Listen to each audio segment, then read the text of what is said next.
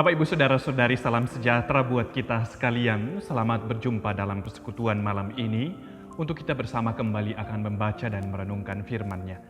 Untuk itu, marilah kita menyatu dalam doa, kita berdoa. Bapa pemelihara hidup dan kehidupan kami, Engkau yang terus menyatakan segala karya-Mu dalam perjalanan hidup kami ini.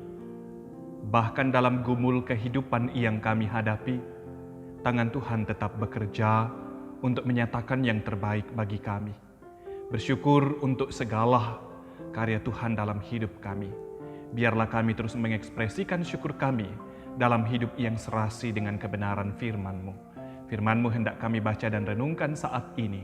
Tuhan, tolong kami semua dalam tuntunan karya Roh Kudus kami dimampukan membaca dan merenungkan firman Tuhan.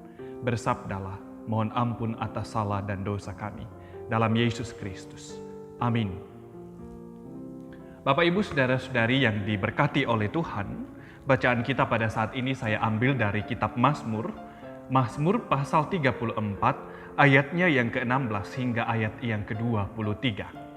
Dan kita akan fokus membaca ayat yang ke-20. Kemalangan orang benar banyak, tetapi Tuhan melepaskan dia dari semuanya itu. Amin. Berbahagialah setiap kita yang mencintai firman Tuhan. Ibu, bapak, saudara-saudari yang diberkati oleh Tuhan,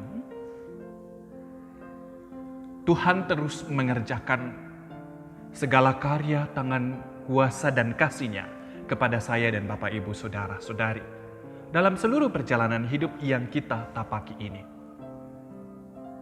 Dan kita terus mengingat karya-Nya yang ajaib yang telah membebaskan kita dari dosa. Pembebasan lain yang dikerjakan Tuhan bagi kita umat-Nya adalah membebaskan dari segala kesesakan dan penderitaan.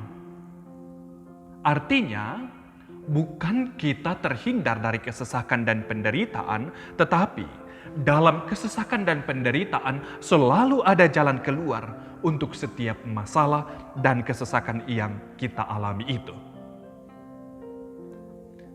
Maka dari itu, Bapak, Ibu, Saudara-saudari, saat dalam masalah, janganlah sekali-kali menjauhkan diri dari Tuhan, apalagi sampai meninggalkan Tuhan. Kita harus menyatakan tindakan yang sungguh lagi dalam mencari wajah Tuhan. Mengapa?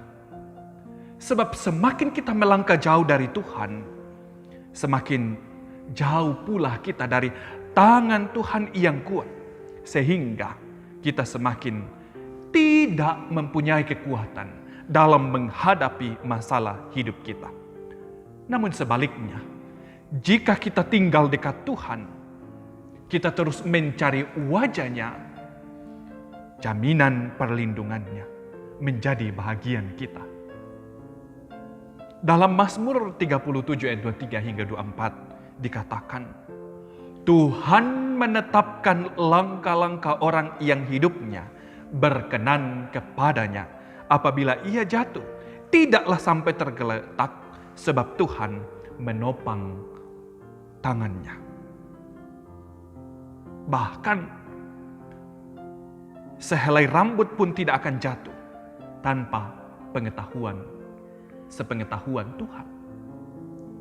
Dalam Matius 10 ayat 30, di sana dikatakan begini, Bapak, Ibu, Saudara-saudari. Matius 10 ayat yang ke-30 berbunyi,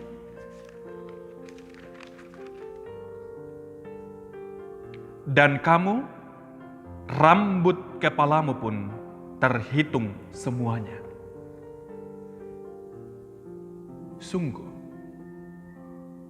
arahan pandangan Tuhan, perhatian Tuhan kepada kita umat-Nya yang terus dekat dengannya, terwujud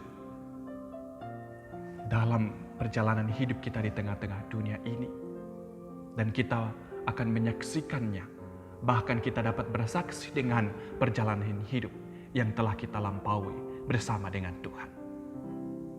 Ketika para rasul atau utusan Tuhan ditangkap oleh imam besar dan orang-orang Saduki yang membencinya dan dimasukkan ke dalam penjara kota, tiba-tiba waktu malam seorang malaikat Tuhan membuka pintu-pintu penjara dan membawa mereka keluar. Katanya, "Pergilah, berdirilah di bait Allah dan beritakanlah seluruh firman hidup itu kepada orang banyak." Tuhan mengutus malaikatnya untuk membebaskan rasul-rasul itu dengan caranya yang ajaib. Dalam Mazmur 91 ayat 11 dikatakan, "Sebab malaikat-malaikatnya akan diperintahkannya kepadamu untuk menjaga engkau di segala jalanmu." Jadi Bapak Ibu Saudara-saudari, sangat jelas bahwa Tuhan memiliki banyak cara untuk membebaskan, untuk melepaskan, dan meluputkan umatnya dari segala bentuk kesukaran, ujian, dan pergumulan hidup yang ada. Dari kesaksian kehidupan para rasul inilah kita melihat, menyaksikannya, dan olehnya kita dikuatkan. Banyak cara Tuhan untuk Ia lakukan bagi setiap kita umatnya yang memerlukan pertolongan Tuhan. Janji perlindungan Tuhan benar-benar terbukti. Karena itu, hadapilah hidup kita ini dengan kokoh dan teguh, berjalan menjalani kehidupan di tengah-tengah dunia ini dengan terus mencari wajah Tuhan dan terus mengandalkan Tuhan saja. Kita andalkan Dia dan kita libatkan Dia di segala aspek hidup ini. Janganlah bersandar pada pengertianmu sendiri. Amsal 3 ayat 5. Maka pada saat yang tepat, Tuhan akan bertindak menolong saya dan Bapak Ibu Saudara-saudari, meluputkan kita sekalian dari kesukaran. Terpujilah Dia. Haleluya. Amin. Mari berdoa.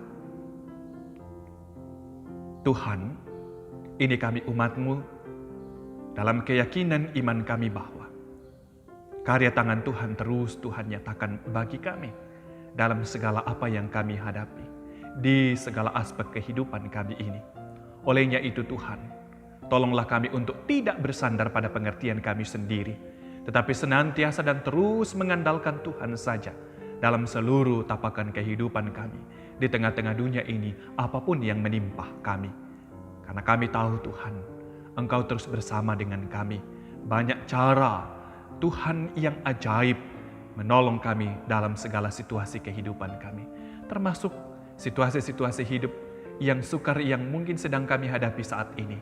Biarlah kami terus mengandalkan Tuhan saja dalam melewatinya. Dan kami percaya bahwa kami akan membuktikan pemeliharaan Tuhan, tindakan Tuhan yang nyata dalam kehidupan kami, umat-Mu ini. Olehnya itu Tuhan, kami akan terus bersuka cita dan dengan teguh kokoh menjalani kehidupan ini dengan bersandar hanya kepada Tuhan saja. Sandaran hidup kami hanyalah Engkau. Bahkan ketika malam ini gelap meliputi kami dan kami hendak beristirahat, kami tahu Tuhan terus melindungi kami dan kami boleh melewatkan peristirahatan kami dalam lindungan damai sejahtera Tuhan, dan kami terus menikmati kehidupan yang diberkati oleh Tuhan. Mohon ampun atas salah dan dosa kami. Terimalah syukur dan pengharapan kami ini di dalam Yesus Kristus Sang Pemelihara hidup kami. Amin.